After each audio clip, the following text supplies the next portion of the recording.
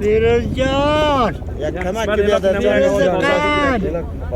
بچه که اینجا تنها ماندی شکر صدقه نامت چوم صدقه کوکلای چوم صدقه خود چوم مرا الا کدی بچه پدرک لنگ تا الا کدی دلت به من ناسو دا د هغو پلرونو ژړاګانې او فریادونه دي چې زامن او د کورنۍ نور غړي اروپا ته په لاره د یونان په اوبو کې ډوب شوي دي.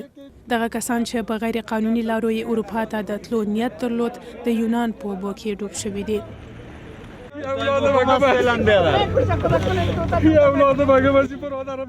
هغه پلار چې سخت غم ځپلی له ټولو افغانانو غواړي چې فریاد ته یې غوږ ونیسي او خپل ژوند له خطر سره مخامخ نه کړي. بچه خورزادیم دیگه خورزادیم نواسایم گفتم اینا رو آوردن به خاک سپردن. نان خشک بخورن، نان چای بخورن، به وطن خود باشن. پاسپورت گرفتیم، ویزا گرفتیم، نرین مثل مواری تمام میشه.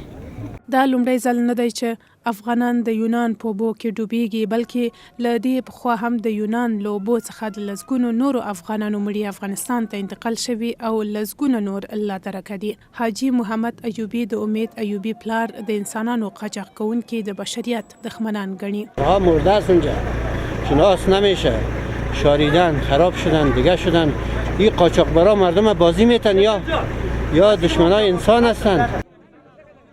حمید چې له یوې پښې معلول دی، خپل یوازینی زوی ته چې د یونان په اوبو کې ډوب شوی اوښکې تویوي. 7 نفرش آمد، 5 نفرش گمد که در قاد بچه که خدا میان خورد دیگه چی خورد بیاد دین خود مومنی ها.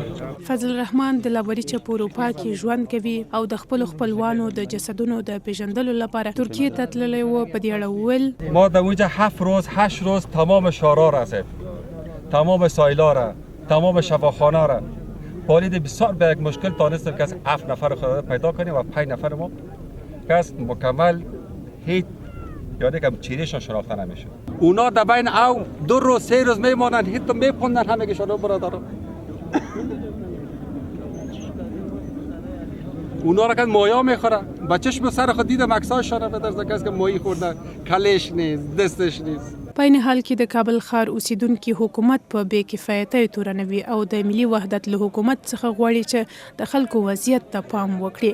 فرید الله قلندری په دې اړه ازادي رادیو ته وویل 12 خبر کندیم ما مردم خود تباه شد، هلاک شد، کس از مفلسی و بیکاری و دربدری، کس از غرق شدن فامیلا، کس که در مهاجرت و آوارگی تابکه از برای خدا. د دوی کورنۍ له افغان حکومت څخه غواړي چې د انسانانو د قاچاق کوونکو د نیولو لپاره جدي اقدامات وکړي او په هیواد کې ځوانانو ته د کار زمینه برابره کړي. برای امید کدی گفتی میرم خارج نفتی دنی مرا خود کشتی صدقه چوم.